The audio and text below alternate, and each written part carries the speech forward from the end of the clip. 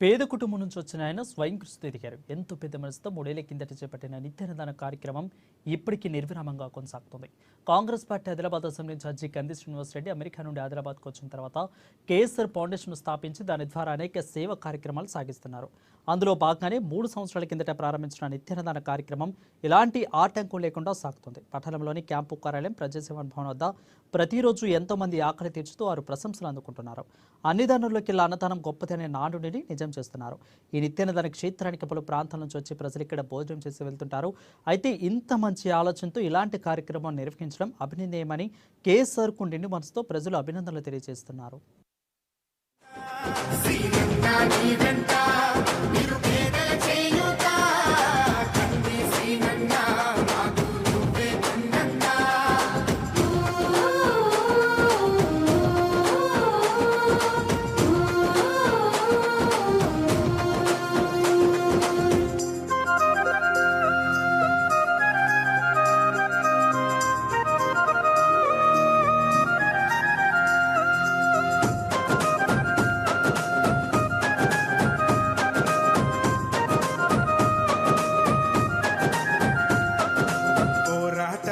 పొలికే కై పిడికిలి ఎత్తినవు, పేదల బ్రతుకుల మార్చుటకై పయనం గట్టినవు.